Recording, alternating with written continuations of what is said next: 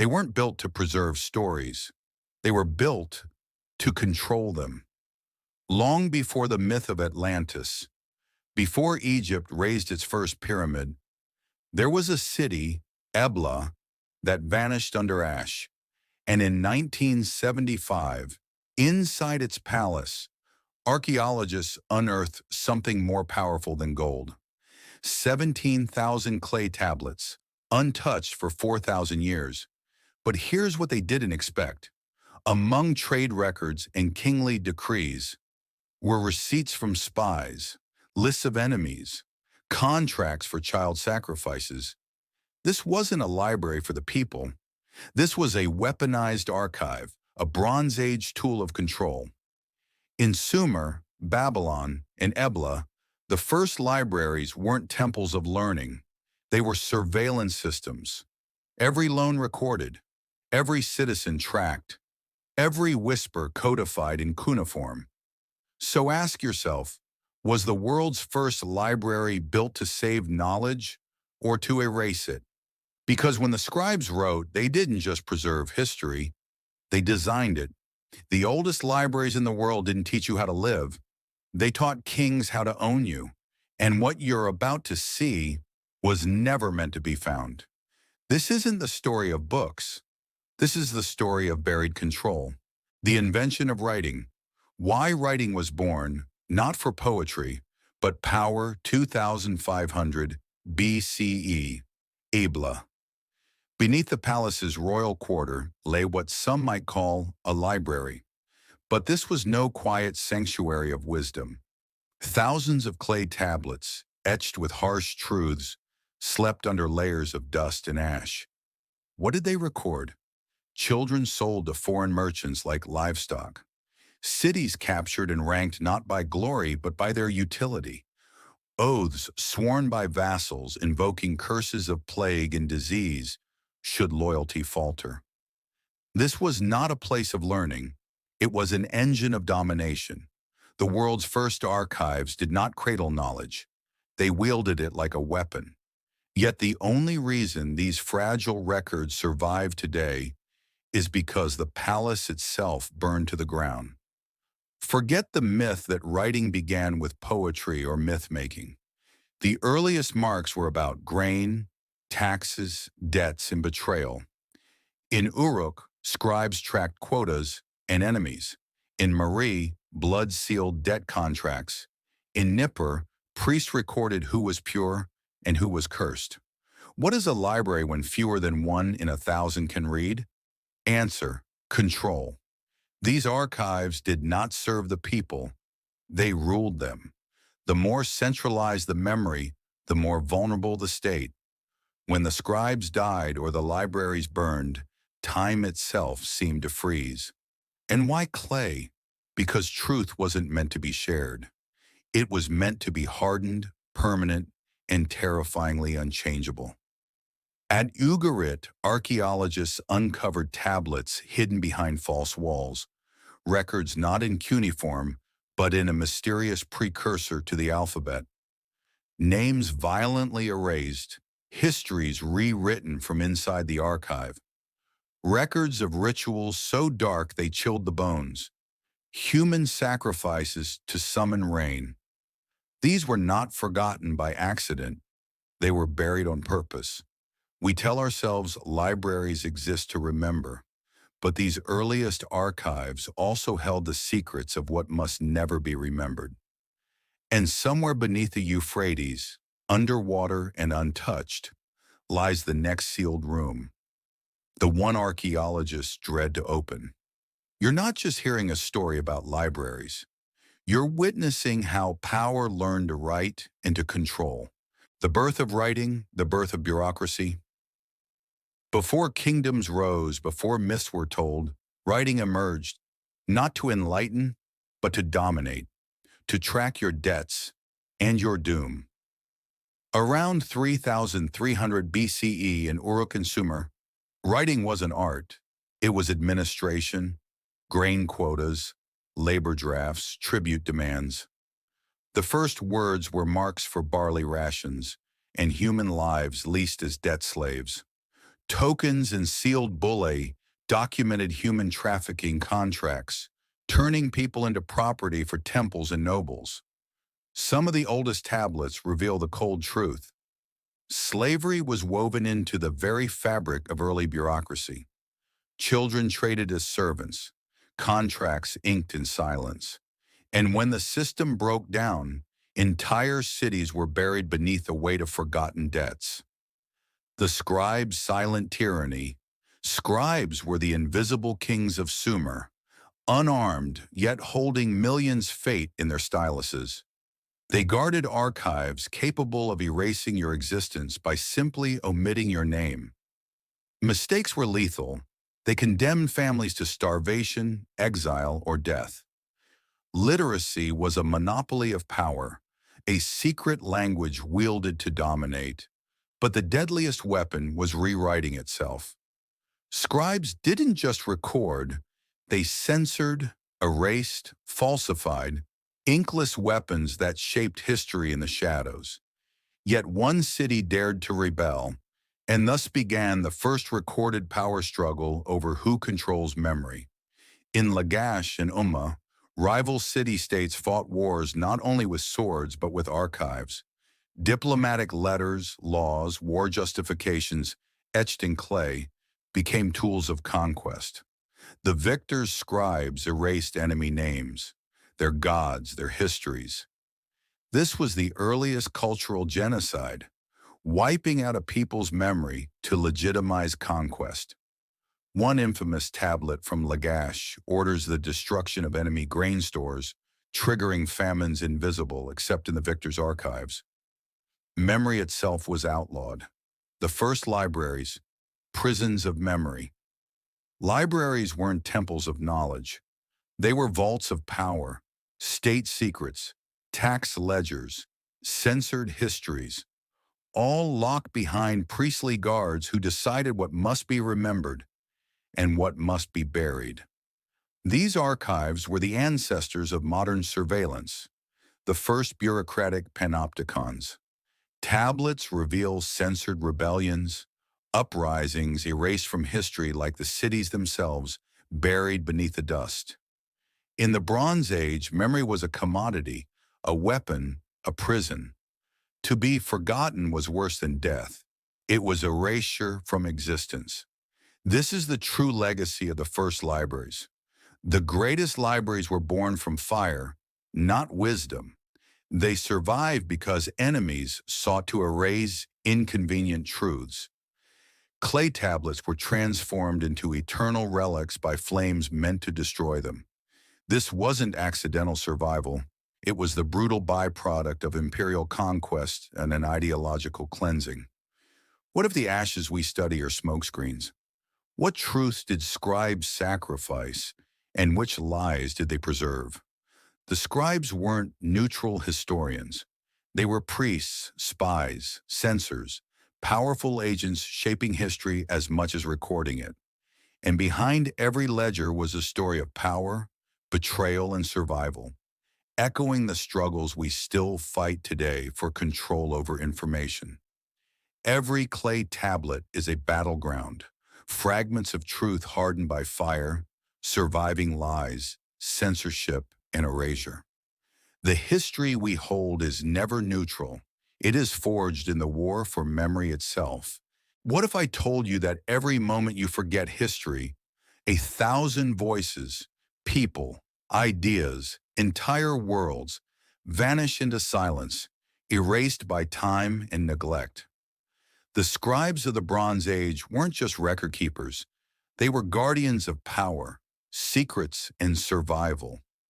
Their archives were destroyed on purpose to bury truths that could unravel empires. And now, in our age of infinite information, are we any safer? Or are we repeating the greatest mistake humanity ever made, letting memory die quietly without a fight? If you dare to uncover what they tried to erase, to wrestle with the shadows of forgotten empires, subscribe now. Because once memory dies, so does hope. The rise of the temple archives. They didn't just burn the libraries, They wiped entire civilizations from the map of memory.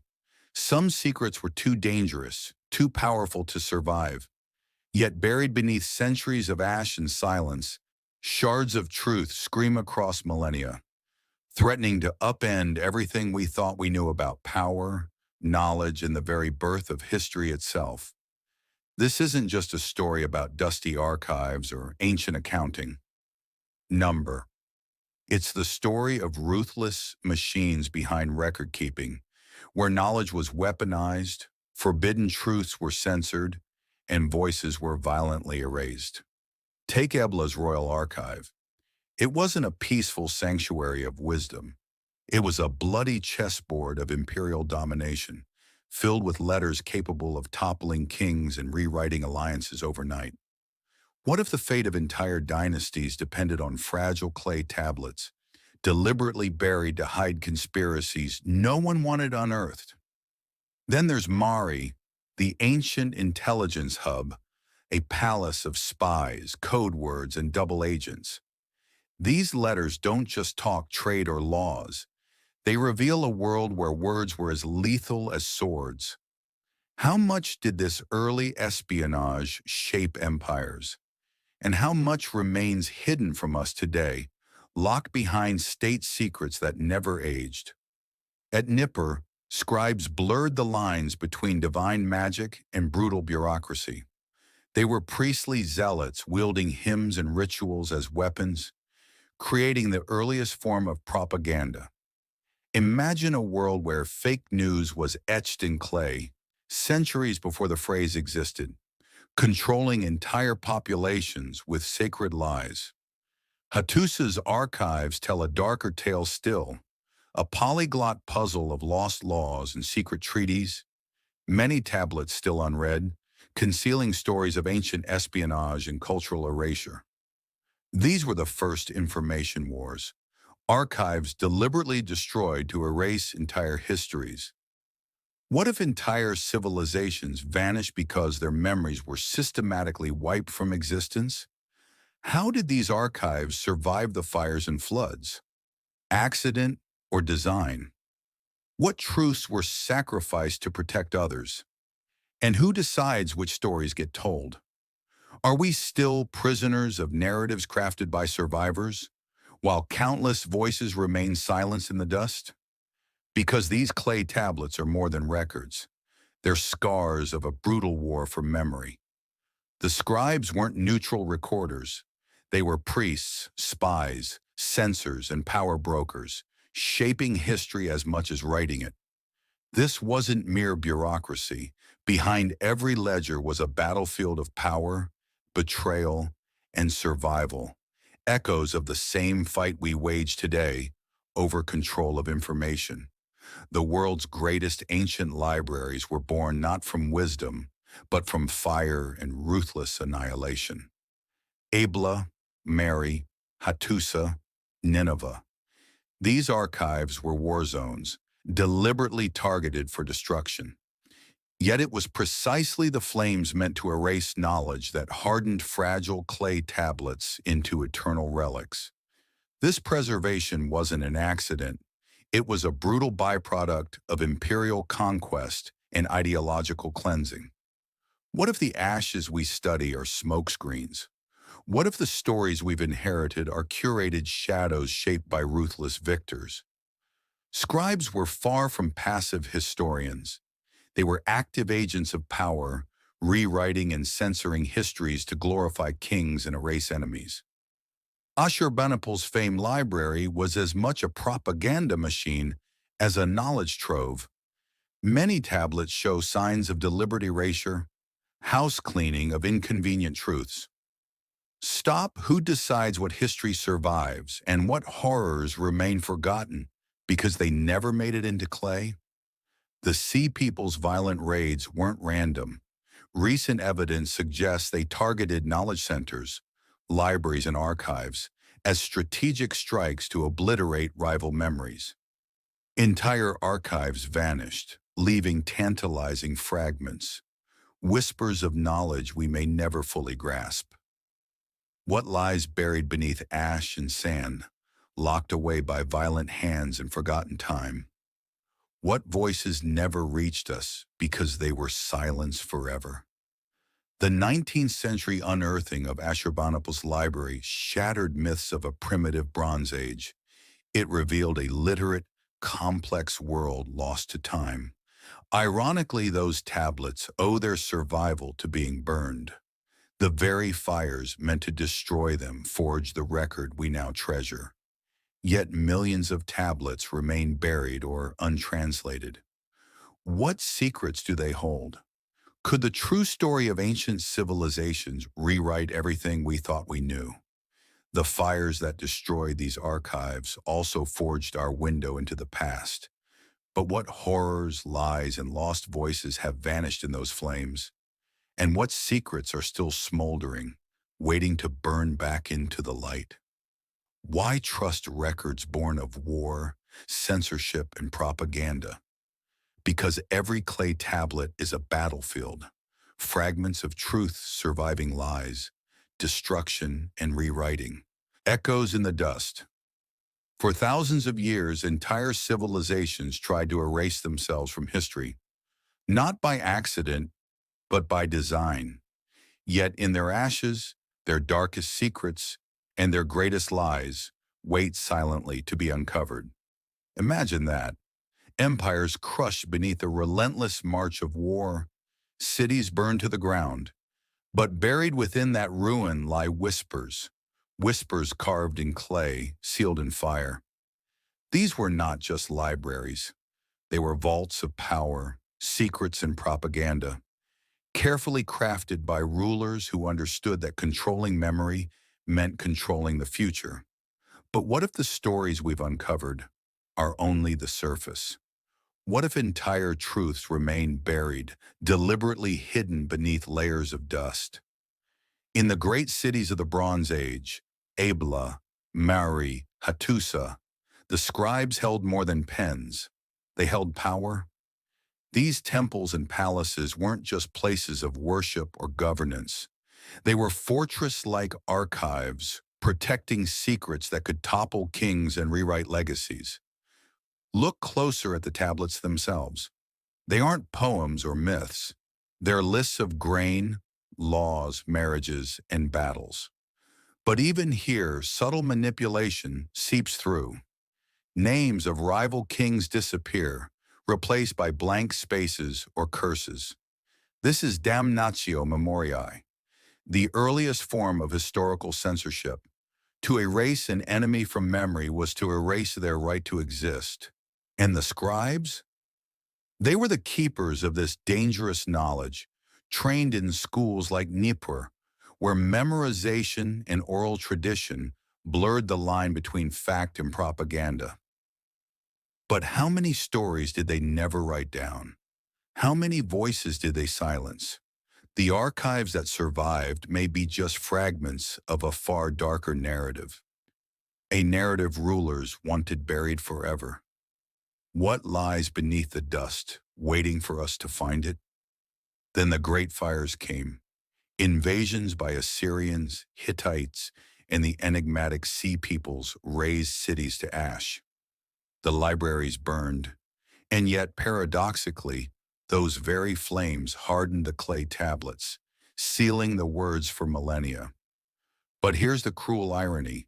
Not every tablet was meant to survive. Entire archives were systematically destroyed to hide inconvenient truths. The Assyrians' brutal campaigns were as much about rewriting history as conquering land. The library of Ashurbanipal, discovered centuries later in Nineveh, was no neutral archive. It was curated propaganda, showcasing Assyrian supremacy while erasing the past glories of those they crushed. Among its treasures was the Epic of Gilgamesh, but alongside it lay thousands of censored records that never saw daylight. If the history we know is the victor's tale, what has been lost forever? What forbidden knowledge did these ancient empires burn to hide from us? Today, 99% of Bronze Age tablets remain untranslated or lost beneath shifting sands, political chaos, or forgotten digs. Many are locked away in vaults, untouched, silent witnesses to daily lives. Stories of merchants, women, slaves, voices drowned beneath royal edicts. This isn't just ancient history, it's a chilling mirror of today.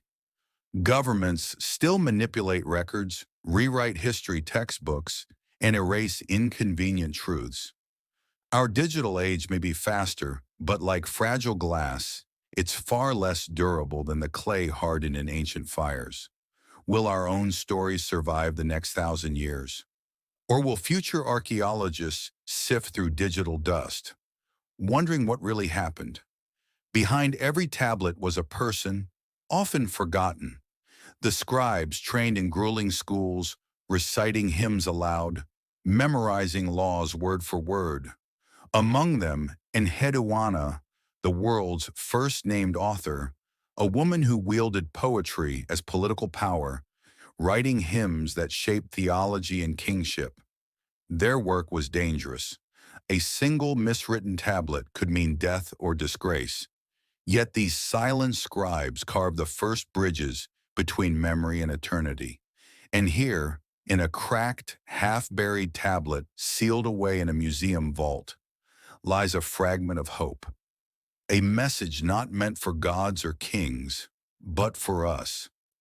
Thousands of years ago, someone wrote this to be read by the future. What will you do with the stories we've barely begun to understand? What secrets lie buried beneath the dust, waiting for us to uncover? And what will happen if they remain forgotten once more? If the echoes of these ancient secrets shook you, don't let their stories fade again. Like this video to keep their voices alive. Comment below, what lost truth surprised you the most?